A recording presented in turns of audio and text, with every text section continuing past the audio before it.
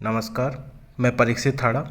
आज हम डिस्कस करेंगे पिछले 6 सालों में जितने भी पेपर आए हैं बीकॉम थर्ड ईयर के एमडीएस यूनिवर्सिटी के अंदर, उन 6 सालों के पेपर को हम सॉल्व करेंगे। सबसे पहले हम लेंगे जो अति लघु उत्तरात्मक प्रश्न है, very short answer type questions, उन्हें सॉल्व करेंगे। उसके बाद शॉर्ट टाइप और ऐसे टाइप क्वेश्चंस को हम लेंगे। तो सबसे पहले हम वर्ष 2015 का पेपर ले रहे हैं और उस वर्ष 2015 के पेपर का जो पहला प्रश्न है अति लघु उत्तरात्मक का, वो है विधिग्राह्य मुद्रा क्या है। तो देखिए, हमने जब मुद्रा के प्रकार पढ़े तो वहाँ पर मैंने आपको बताया था कि मुद्रा को वैधानिकता के आधार पर 2 भागों में बांटा जाता है। और वैधानिकता के आधार पर जो 2 भाग थे, उसमें पहला भाग तो था ऐच्छिक मुद्रा, जिसे हम वॉलेंट्री मनी कहते हैं, और दूसरा जो भाग था वो था वैधानिक मुद्रा, जिसे हम लीगल मनी कहते हैं। अब यहाँ पे उन दोनों भागों में से वैधानिक मुद्रा के बारे में आपसे पूछा गया है, तो आपको वेरी शॉर्ट टाइप जब आंसर लिखना है तो उसमें आपको जवाब देना है कि जब देश की सरकार कानून बनाकर मुद्रा को निर्गमित करती है तो वे निर्गमित जो नोट होते हैं, वो जो कागजी मुद्रा होती है, वो ही वैधानिक मुद्रा कहलाती है। अब यहाँ पर हमने बात कर ली नोट की, कागजी मुद्रा की। फिर सिक्कों के बारे में क्या, तो अब देखते हैं। जो मुद्रा देश की आंतरिक सीमा के अंदर मुद्रा के रूप में सामान्य रूप से स्वीकृत होती है और सभी सौदों के लेन देन के लिए वैधानिक रूप से प्रयुक्त होती है, उसे हम वैधानिक मुद्रा कहेंगे। इसमें अभी तक हमने बात करी है कागजी मुद्रा यानी निर्गमित नोट की। अब सरकार लेन देन की सुविधा के लिए छोटे सिक्के भी जारी करती है। इन छोटे सिक्कों को हम वैधानिक मुद्रा में ही शामिल करते हैं, लेकिन इन्हें सीमित वैधानिक मुद्रा कहते हैं। अब इन्हें सीमित वैधानिक मुद्रा क्यों कहते हैं, उसका एक कारण है, क्योंकि इनको हम एक सीमित मात्रा में ही एक मुश्त स्वीकार करने हेतु बाध्य कर सकते हैं। किसी को हम बहुत ज़्यादा मात्रा में सिक्के दे करके बाध्य नहीं कर सकते। सिक्कों की एक सीमित मात्रा ही वो व्यक्ति ले सकता है लेन देन के रूप में। किसी भी वैध मुद्रा को खराब करना या अस्वीकार करना दंडनीय अपराध होता है, क्योंकि ये वैधानिक मुद्रा है जो कानून द्वारा निर्गमित की जाती है। तो ये आपका आंसर होना चाहिए। वैसे आपको बहुत कम शब्दों में यहाँ पे लिखना होता है, तो आपको बस इतना ही लिखना है कि जब देश की सरकार कानून बनाकर मुद्रा निर्गमित करती है तो वे निर्गमित नोट और सिक्के वैधानिक मुद्रा या विधिग्राह्य मुद्रा में आते हैं और इन्हें कानूनन रूप से स्वीकार करना अनिवार्य होता है। दूसरा जो प्रश्न है वो भी इसी प्रकार का है। हमने वैधानिकता के आधार पर 2 भागों में मुद्रा को बांटा, वैधानिक मुद्रा और ऐच्छिक मुद्रा। तो ऐच्छिक मुद्रा भी इसी वर्ष पूछा गया प्रश्न था। ऐच्छिक मुद्रा क्या है, ये प्रश्न पूछा गया, तो आपको इसका जवाब देना था कि ऐसी सीमित दायित्व वाली मुद्रा जिसे कानून के अनुसार भुगतान में स्वीकार करने की बाध्यता के स्थान पर स्वेच्छा को महत्व दिया जाता है। मतलब आपको स्वीकार करने की बाध्यता नहीं है, बल्कि आप अपनी इच्छा से ही इसे स्वीकार करोगे, तो इसे हम ऐच्छिक मुद्रा कहते हैं। ये आपका इतना कम शब्दों में आंसर होना चाहिए। आप चाहें तो इसमें जोड़ सकते हैं कि मुद्रा में बैंकिंग प्रपत्र, ड्राफ्ट, साख पत्र, जो कॉमर्शियल पेपर होते हैं, ये सब ऐच्छिक मुद्रा की श्रेणी में ही आते हैं और इनको स्वीकार करने के लिए कानूनी बाध्यता नहीं होती है। एक बार फिर से सुन लीजिए, मुद्रा के सदृश जो बैंकिंग प्रपत्र होता है, ड्राफ्ट होता है, साख पत्र होता है, ये ऐच्छिक मुद्रा होती है, ना कि वैधानिक मुद्रा। कोई आपको बाध्य नहीं कर सकता ट्रांजैक्शन के लिए इनका इस्तेमाल करने के लिए। तो यहाँ पर हम दोनों ही प्रश्न में क्लियर समझ चुके हैं, वैधानिक मुद्रा और ऐच्छिक मुद्रा को। ये 2 प्रश्न पूछे गए थे वर्ष 2015 में बीकॉम थर्ड ईयर में एमडीएस यूनिवर्सिटी में। अब तीसरे प्रश्न पर हम आते हैं। ग्रेसम का नियम समझाइए। अर्थशास्त्र में जब भी मौद्रिक अर्थशास्त्र की बात होती है, इस नियम के बारे में जरूर चर्चा होती है। ग्रेसम का नियम क्या है? इस नियम का प्रतिपादन टॉमस ग्रेसम ने किया। एक तो आपको ये ध्यान रखना है और लिखना भी है आंसर में, टॉमस ग्रेसम ने ग्रेसम के नियम का प्रतिपादन किया। अच्छा, अब ये नियम होता क्या है? इस नियम में जो बुरी मुद्रा होती है वो अच्छी मुद्रा को चलन से बाहर कर देती है, लेकिन अच्छी मुद्रा बुरी मुद्रा को चलन से बाहर नहीं कर पाती। सिंपल है, जो बुरी मुद्रा होती है वो अच्छी मुद्रा को चलन से बाहर कर देगी, जबकि अच्छी मुद्रा ये नहीं कर पाएगी। ये ग्रेसम का नियम है, आपको कम शब्दों में ये आंसर लिखना था। प्रश्न 4, मुद्रा निर्गमन के बैंकिंग सिद्धांत को परिभाषित कीजिए। अब ये बैंकिंग सिद्धांत क्या होता है मुद्रा निर्गमन का, इसे हम समझते हैं। बैंकिंग सिद्धांत के अनुसार पत्र मुद्रा निर्गमन के पीछे 100% धात्विक कोष रखना अनिवार्य नहीं होता है।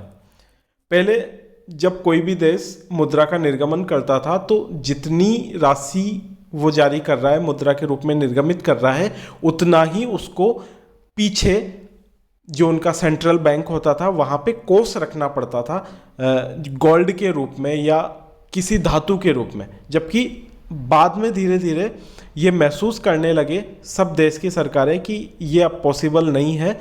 तो यही बैंकिंग सिद्धांत है कि पत्र मुद्रा निर्गमन के पीछे 100% धात्विक कोष रखना अब अनिवार्य नहीं होता है। इसके पीछे मान्यता यह है कि सभी व्यक्ति एक साथ नोटों को धातु कोष में बदलवाने के लिए नहीं आते हैं। इस सिद्धांत के अनुसार ही कम मात्रा में कोष रखकर भी अधिक मुद्रा निर्गमित की जा सकती है। हमारे देश में वर्तमान में ऐसा ही होता है, बहुत कम जो धात्विक कोष रखा जाता है और ज़्यादा मुद्रा का निर्गमन किया जाता है। अब प्रश्न आता है जो 2015 के पेपर में पूछा गया था, नाबार्ड क्या है? नाबार्ड के बारे में एक अलग से वीडियो मैंने आपको बना रखा है, फिर भी यहाँ हम समझने की कोशिश करेंगे कि नाबार्ड क्या है। देश में कृषि और ग्रामीण विकास के लिए वित्त उपलब्ध कराने वाली ये शीर्ष संस्था है। सबसे पहले तो आपको ये ध्यान रखना है, कृषि और ग्रामीण विकास के लिए वित्त उपलब्ध करवाने वाली सबसे शीर्ष संस्था अगर कोई देश में है तो वो है NABARD, national bank for agriculture and rural development, इसका पूरा नाम है। इसकी स्थापना 12 जुलाई 1982 को हुई थी। इसमें इंट्रोडक्शन ही पूछा है आपसे कि इसका नाम क्या है, फुल फॉर्म क्या है, इसकी स्थापना कब हुई। तो 12 जुलाई 1982 को इसकी स्थापना हुई थी, आरबीआई ने इसकी स्थापना की थी। इसकी चुकता पूंजी शुरू में 100 करोड़ थी और धीरे धीरे बढ़ के वो 5000 करोड़ तक पहुंच गए 2011-12 में, और अब 30,000 करोड़ तक इसको कर दिया गया है। नाबार्ड ग्रामीण जो ऋण होता है उसके ढांचे में एक शीर्ष संस्था के रूप में बहुत सारी वित्तीय संस्थाएं जो होती है, जैसे राज्य भूमि विकास बैंक हुआ, राज्य सहकारी बैंक हुआ, और जितने भी ये अनुसूचित वाणिज्यिक बैंक होते हैं, आरआरबी होते हैं, जिन्हें हम क्षेत्रीय ग्रामीण बैंक कहते हैं, उनको पुनर्वित्त सुविधाएं प्रदान करने का काम भी नाबार्ड करता है। तो इतना काफ़ी है, वेरी शॉर्ट टाइप जो ये आंसर हमको करना है उसमें इतना मैटर काफ़ी है। अब अगला प्रश्न आता है कि सेबी क्या है। सेबी के बारे में हम डिटेल से पढ़ चुके हैं एक अन्य वीडियो में, यहाँ पर बस आपको इसका इंट्रोडक्शन देना है। सेबी एक प्रतिभूति एवं विनिमय बोर्ड है जिसकी स्थापना 4 अप्रैल 1992 को हुई। सेबी का कार्य है प्रतिभूतियों में विनियोक्ताओं के हितों की रक्षा करना, प्रतिभूति बाजार का विकास करना तथा प्रतिभूति बाजार का नियमन करना। फिर से सुन लीजिए, सेबी का कार्य क्या है? प्रतिभूतियाँ जो सिक्योरिटीज़ होती है, जैसे शेयर्स हुए, preference share, equity share, bond, ये सब प्रतिभूतियों में आते हैं, डिबेंचर।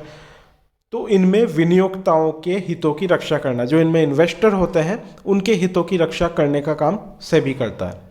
और प्रतिभूति बाजार का विकास का काम भी सेबी का ही होता है, जैसे शेयर मार्केट वगैरह पे नज़र रखना, और प्रतिभूति बाजार का नियमन रेगुलेशन भी सेबी द्वारा ही किया जाता है। बस आपको इतना लिखना था इसमें।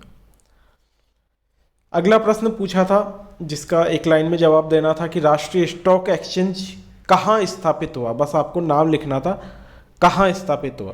तो मुंबई में ये स्थापित किया गया था। राष्ट्रीय स्टॉक एक्सचेंज बैंक कहाँ स्थापित किया गया था? मुंबई में स्थापित किया गया था। इसके अलावा भी हमें थोड़ी बहुत जानकारी होनी चाहिए।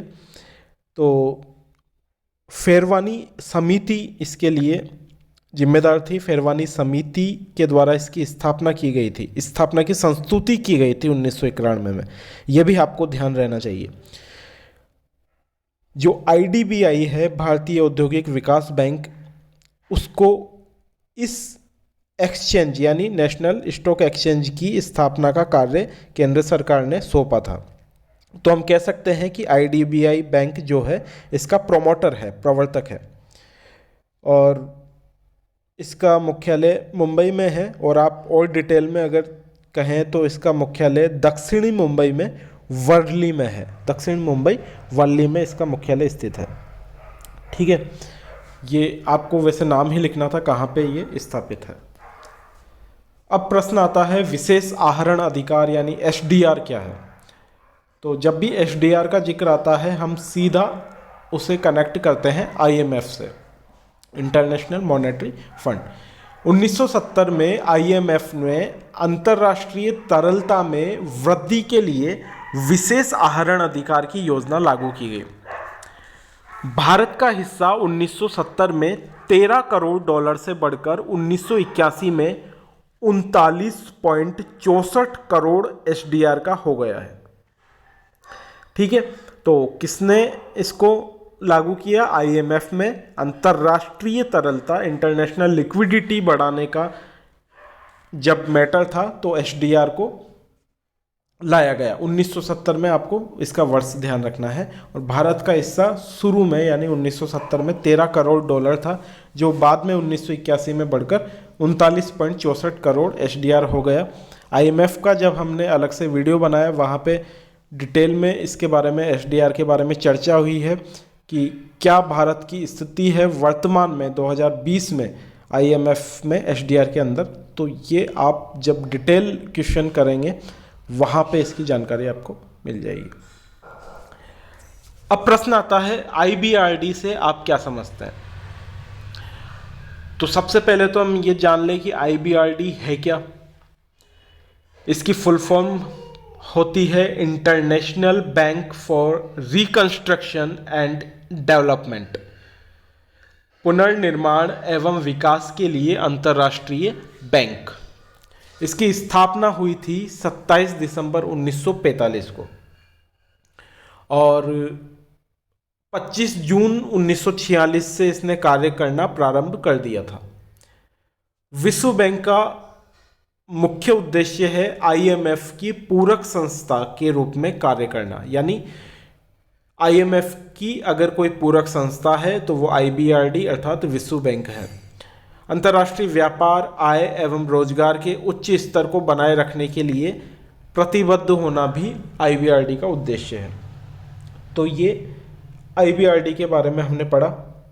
विश्व बैंक की जब हमने डिटेल पढ़ी तो विश्व बैंक के जो समूह है, मुख्य समूह है, उसमें अंतर्राष्ट्रीय विकास एवं पुनर्निर्माण बैंक आईबीआरडी के अलावा अंतर्राष्ट्रीय विकास संघ आईडीए होता है, अंतर्राष्ट्रीय वित्त निगम अर्थात आईएफसी, बहुपक्षीय निवेश वित्त निगम जिसे हम मीगा MIGA, और निवेश विवादों को सुलझाने के लिए एक अंतर्राष्ट्रीय केंद्र होता है जिसे ICSID कहते हैं।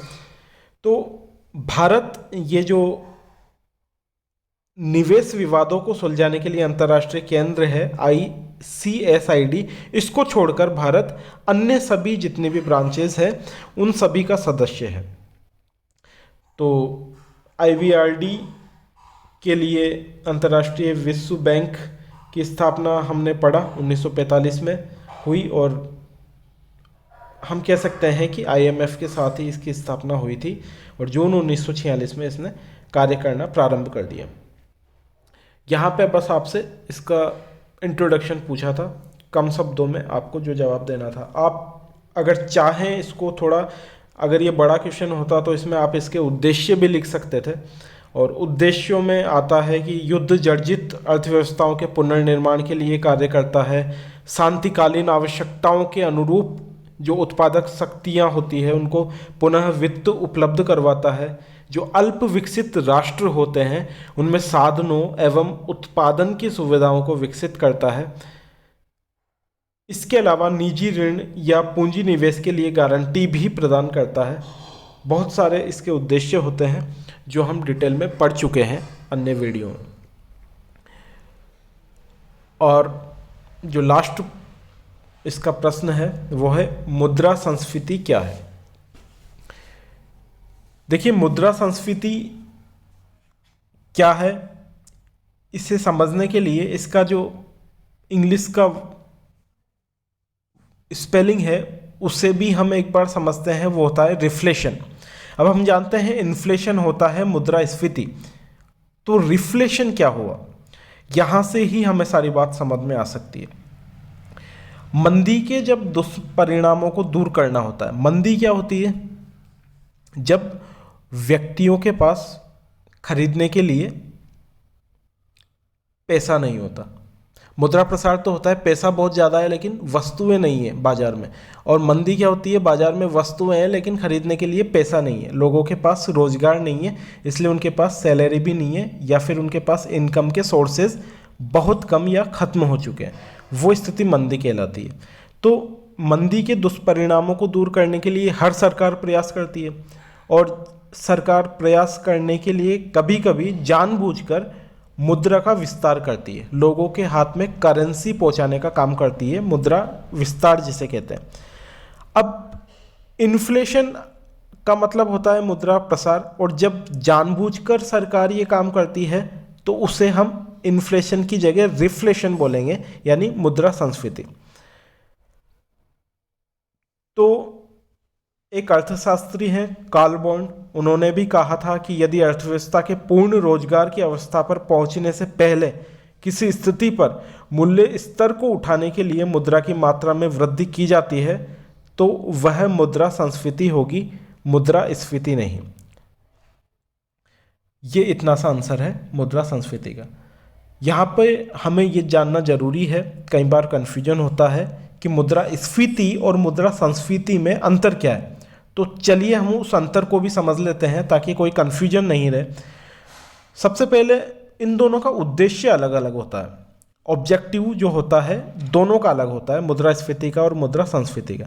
मुद्रा संस्फीति का उद्देश्य होता है मुद्रा संकुचन के दुष्परिणामों को दूर करना, और मुद्रा संस्फीति आर्थिक मंदी को दूर कर रोजगार, उद्योग, व्यापार, बैंकिंग और बीमा व्यवसाय आदि को बढ़ावा देने के उद्देश्य से जानबूझकर की जाती है। जबकि मुद्रास्फीति का कोई निश्चित उद्देश्य नहीं होता, ये जानबूझकर नहीं की जाती, ये नेचुरल होती है, जो व्यापारिक चक्र होते हैं उसके फलस्वरूप होती है।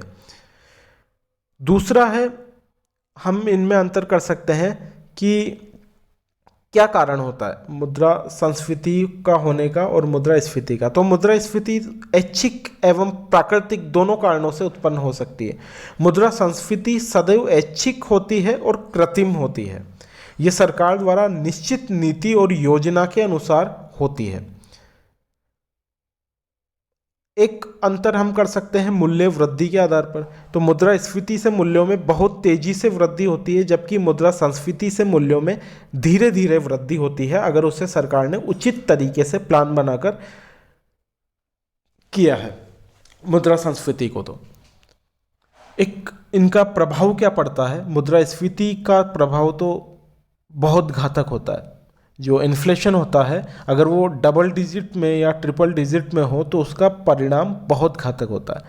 इससे जो मूल्य होते हैं उसमें बहुत ज़्यादा वृद्धि हो जाती है। सामान्य उपभोक्ता होता है, जो गरीब व्यक्ति होता है, उसका जीवन यापन बहुत कठिन हो जाता है। इस प्रकार ये एक डिजीज़ है, एक रोग है अर्थव्यवस्था का।